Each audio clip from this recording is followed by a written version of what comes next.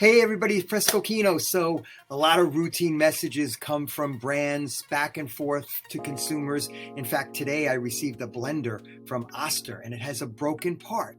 So what am I going to do? How am I going to communicate to them? What am I going to expect back from them? A new blender, an email, my money back?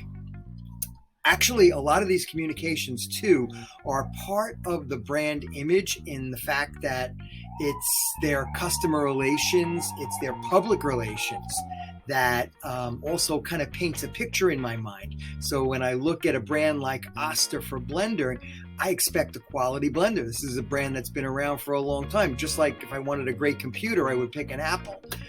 So there's a certain kind of expectation that I have for the brand, and I'm going to see now how that brand continues to communicate to me through their professional business communication, and I'll keep you posted.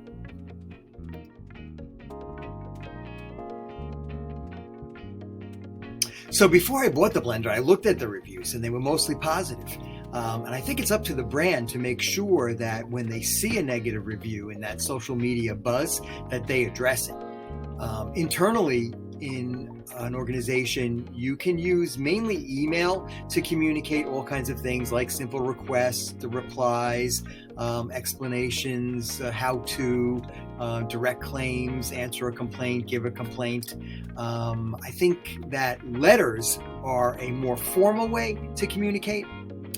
So in today's electronic communication, where email seems to be appropriate for quick communication, there's still nothing like a snail mail letter on nice feeling paper, nice heavyweight paper. So when you send out that cover letter, for instance, it has a certain formal quality to it that you just can't touch with an electronic communication. There's a certain dignity to a letter, the certain formality. So a lot of times if you're dealing with something that is sensitive information, something that needs to remain private, something that's really important you want to impress, think about, the IRS sending you a letter, right? They're not going to send you an email telling you you're being audited. You're going to get a formal letter from the U.S. Post Office that's going to let you know the magnitude of that communication. So if you take a look at this business letter on the right here, you can see the formality of it. First of all, we've got the company name in a letterhead format with the logo, which lets us know right away who's sending it, and it gives a certain sense of credibility. This is a veterinary clinic. We've got a date line. We've got an inside address of who it is actually addressed to. There is a salutation, and then we have an optional subject line, which I like because it, again, gives the reader the topic, so right away you know where you're going with it. Then we have the body copy, and the body copy is left aligned. You'll notice that the paragraphs are double spaced, but the copy itself, each paragraph is single spaced. Left aligned, notice that you don't have to kind of scan the page, you can just scan right down. If it was, say, centered text and you had to kind of weave in and out, that wouldn't be very good. So left aligned definitely works. The font is also a serif font. I know we've talked about this in a previous module. A serif font means that we have these extra flourishes on the letter, and they actually help the eye scan so that you can kind of read it easier than sans serif text, which is that kind of block type. A nice complimentary close, sincerely, the organization's name, and then a signature line with the author's name, and again, the credibility, DVM, Doctor of Veterinary Medicine in this case. So everything kind of comes together to give this a very professional business communication feel. So many times you might do a routine request or a response in an email, and the same thing, you want to keep it brief, you want to be concise. If you look at this one over here, it starts out right away with the subject line, need more information on group scheduling for March 9th to 12th. And then the question is right there, can the Bellagio Las Vegas provide meeting rooms and accommodations for about 150 staff members plus guests from March 9th to March 12th?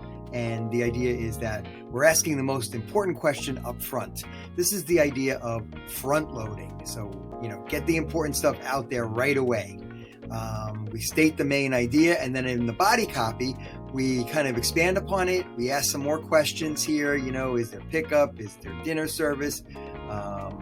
Some things about the accommodations. And then again, the close, I would say a polite thank you and a call to action. So answers to these questions and a preliminary proposal will help us choose the conference facility. Your response before October 9th would be most appreciated.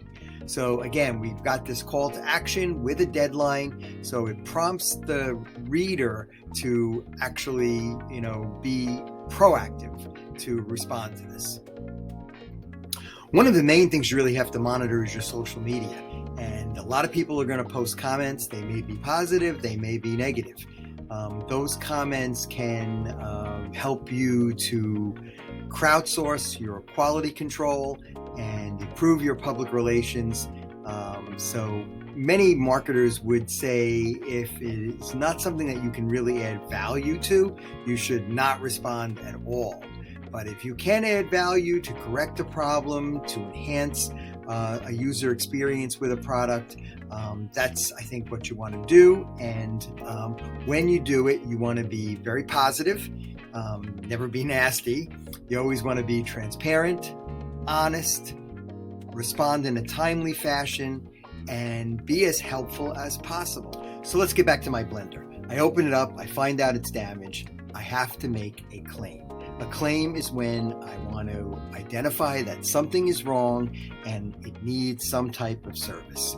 So in the claim, what I want to do is maintain a unemotional, don't get angry type attitude. State what is wrong right in the opening. Describe what's wrong. A part is missing. A part is broken.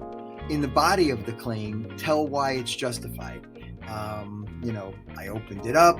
I followed all the instructions. It still didn't work right. What's wrong? And then in the closing, again, end with a goodwill statement. I'm really a good customer of Oster. I own 3 products already. I'm very happy with them. I would like to continue my relationship with Oster. Please let me know when we can correct this item, or please contact me and you can give an end date by the end of the week and let me know how you can address this item. So as you process your claim, you want to make sure that you document everything. So you might want to take some photos or video of the actual problem, of what's going on, and then make sure that you have all of your receipts, sales receipts, invoices, repair receipts. And whenever you deal with anyone from the brand or the company, make sure you get their name and the date that you spoke to them. So this way, when you speak to someone else, you have all this documentation to further the. So I think, again, the trick here is to be professional. Brands are listening. Social listening means the social media manager is out there monitoring all of the internet chatter about the product, service, and brand image. So as a commenter, people are using your comments to make informed decisions about their purchases. And you want to be responsible. You don't want to be over the top. Angry comments and posts like that can actually be a detriment to you. So you don't want to really be associated with that. You want to make sure that you are tempered, professional, always presenting your own brand image in a logical fashion. So an adjustment is a reply then to that consumer claim, and what you want to do is make sure that you make the consumer happy. Whether you have to refund their money or send them a new item, I think the idea is that you want to make sure that you rectify the wrong that exists, you regain their confidence, and you also promote future business.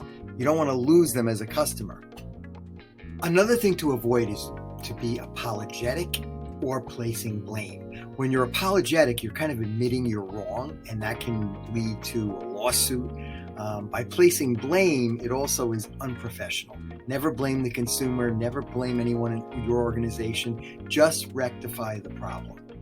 Now, the way to provide closure and kind of wrap this up is to maybe send a thank you or a goodwill message.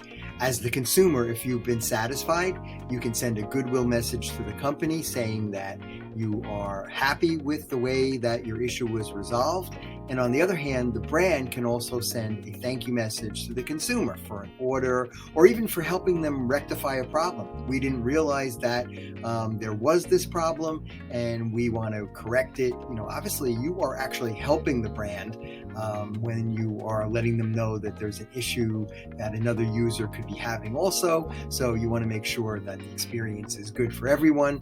And this way there is equity and engagement and really good public relations. So I hope you enjoyed this chapter on good news.